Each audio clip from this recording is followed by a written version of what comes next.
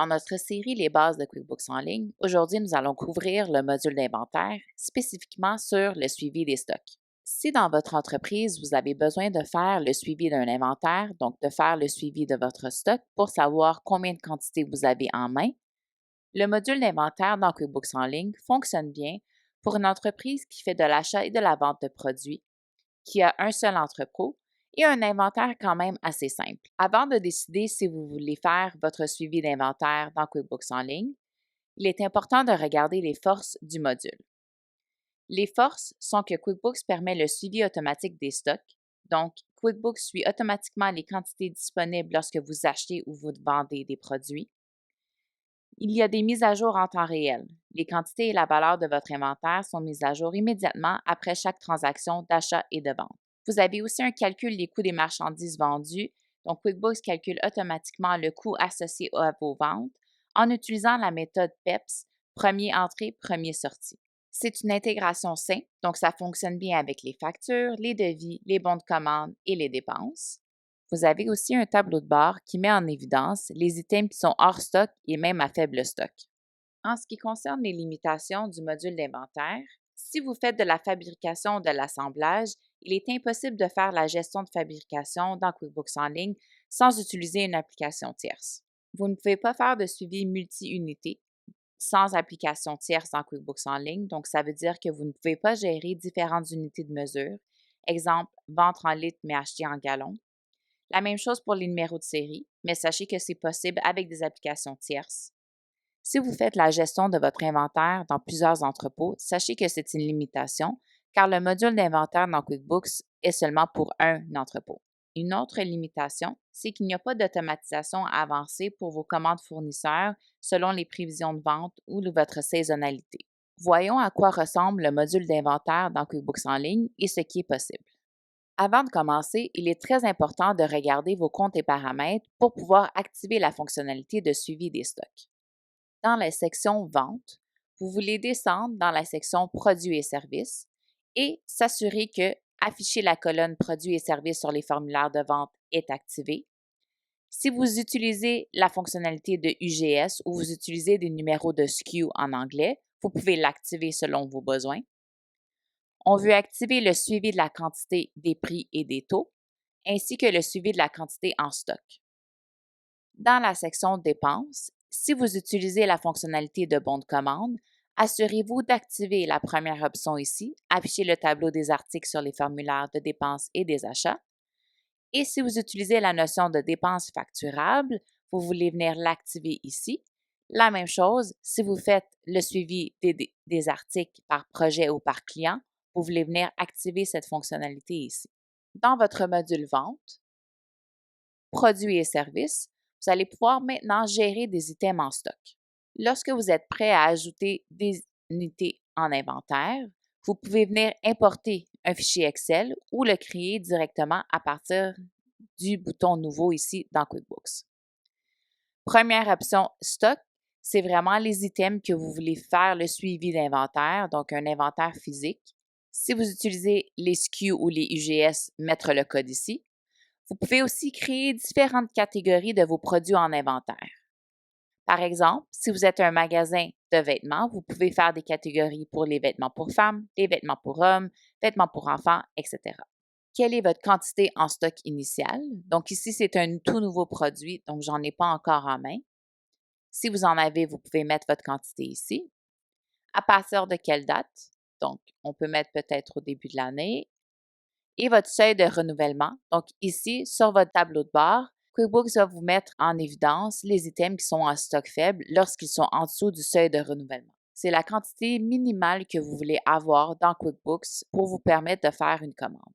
Ici, quel est votre compte de stock, donc votre compte d'un inventaire. Ici, c'est la description que vous voulez ajouter pour ce produit sur votre formulaire de vente. Donc, c'est ce que vos clients vont voir. Si vous savez déjà le prix de vente que vous allez avoir par défaut, vous pouvez venir le mettre ici et décider si c'est taxe de vente comprise ou non. Ceci va vous permettre d'automatiser un petit peu de votre processus. Quel est le compte de revenu que vous allez associer pour ce produit? Et si vous avez coché taxe de vente comprise, allez choisir ici votre code de taxe applicable. Si vous n'êtes pas sûr votre compte de stock, compte de revenus et compte de dépenses, consultez un comptable ou une technicienne comptable pour vous permettre de faire le bon choix. Ensuite, dans la section Achat, lorsque vous allez acheter ce produit avec un fournisseur, vous pouvez mettre une description. Est-ce que c'est un coût qui est prédéfini ou est-ce qu'il change, il est variable? Vous pouvez le laisser vide. Quel est votre compte de dépenses? Donc, le compte de revenus, compte de dépenses et compte de stock sont tous des comptes que vous allez avoir dans votre plan comptable. Est-ce que le coût, la taxe d'achat, la taxe de vente est comprise? Si oui, allez choisir le code de taxe. Vous pouvez aussi choisir un fournisseur préféré pour ce produit et service. Une fois que tout est fait, enregistrer et fermer. J'ai maintenant mon stock qui est créé dans ma liste d'inventaire et vous pouvez voir que mon petit tableau de bord s'est mis à jour. Donc, j'ai un item en stock faible et un en rupture de stock. Ce que j'ai en stock faible, c'est en dessous de mon seuil de renouvellement. En rupture de stock, bien sûr, c'est à 0. Quand je clique sur l'item, ça me montre quel élément ou quel produit est en rupture de stock. La même chose quand je clique sur stock faible, ça me le met en évidence lequel est en bas de mon seuil de renouvellement. Le flux de travail quand on utilise l'inventaire dans QuickBooks en ligne, c'est bien sûr de commencer avec un bon de commande. C'est ici que vous allez placer la commande chez votre fournisseur. Donc, nous allons choisir ici le fournisseur juste en haut. Remplir des informations additionnelles si nécessaire.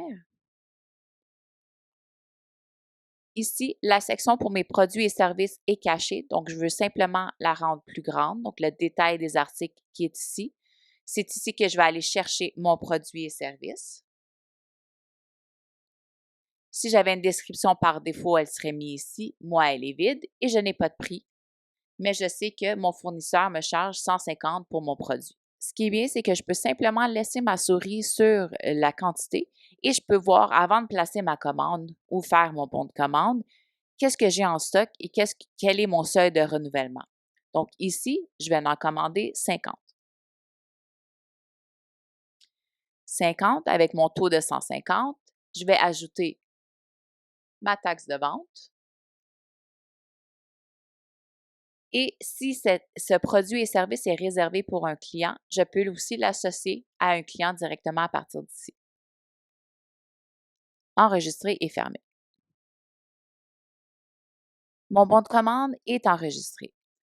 Une fois que je reçois les produits de mon fournisseur, je peux créer ici ma facture à payer. Ce qui est bien dans QuickBooks, c'est que QuickBooks va se souvenir de ce que j'ai fait pour un fournisseur. Donc, quand je sélectionne le même, je peux voir mon bon de commande ici qu'on avait créé et je peux l'ajouter directement à partir d'ici. Est-ce que j'ai bien reçu 50? Oui, parfait. Donc, je peux valider. Si j'en ai simplement reçu 40, je peux faire la modification et QuickBooks va se souvenir qu'il me reste 10 items à recevoir sur mon bon de commande.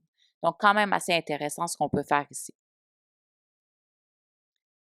Pour notre exercice, je vais dire que j'ai reçu 40 items ici. Enregistrer et fermer. Allons voir qu'est-ce qui se passe dans notre inventaire. Nous allons rafraîchir la page. Je n'ai plus d'items en stock faible et j'en ai plus en rupture de stock. Et si je regarde ici, mon produit en inventaire, j'en ai 40 en stock, qui est au-dessus de mon seuil de renouvellement. Et si vous utilisez la notion de bon de commande, je vous encourage aussi, dans votre petite roue dentée ici, activer quantité sur bon de commande. Donc, vous allez pouvoir voir, qu'est-ce qui vous reste sur votre bon de commande à recevoir. Donc, ça va vous permettre de ne pas en recommander en vous disant qu'il vous en manque 10 ou qu'il manque des quantités. Je sais que je dois recevoir 10 de mon fournisseur. Parfait. Maintenant, j'en ai 40 en stock que je peux maintenant revendre à un client.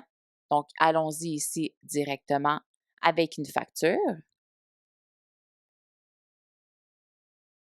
Donc, sur ma facture, je vais aller chercher mon client et je vais aller chercher mon produit en inventaire ici. Et je vais vendre 5 à ce client-là. Et le taux, parce que je ne l'ai pas mis par défaut dans ma fiche d'inventaire, je vais pouvoir le faire ici. Donc, mon taux est de 500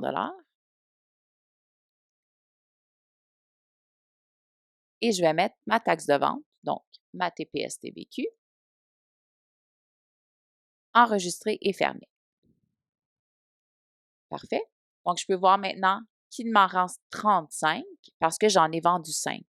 Donc, automatiquement, QuickBooks va mettre à jour l'inventaire que j'ai ici en stock. Les rapports pour votre inventaire est très important. Donc, dans votre module rapport, si vous tapez inventaire, voici votre feuille de prise d'inventaire. Donc, ici, ce sont les items dont vous faites le suivi des stocks, donc produits inventaire, et vous êtes supposé d'en avoir 35 dans votre entrepôt. Donc, lorsque vous allez faire votre inventaire physique, vous êtes supposé d'en avoir 35. Dénombrement, donc vous pouvez sortir cette feuille sur PDF, sur Excel ou l'imprimer, donc directement à partir d'ici. Si vous avez besoin de faire des modifications de quantité en stock, dans votre plus nouveau, vous avez ici l'option Rajustement de la quantité en stock. La date de vos rajustements, donc peut-être que vous faites un inventaire physique à la fin d'un mois. Pour quel produit est-ce que vous faites votre dénombrement? Donc ici, QuickBooks dit que vous en avez 35. Quelle est votre nouvelle quantité? Donc peut-être que vous en avez 32. Parce que vous en avez quelques-uns qui ont été défectueux. Et vous pouvez choisir ici, par défaut, ça va être frein de stock, mais vous avez le contrôle de changer ici le compte de rajustement de stock. Enregistrer et fermer. Et lorsqu'on retourne ici, on peut voir que maintenant ma quantité s'est mise à jour.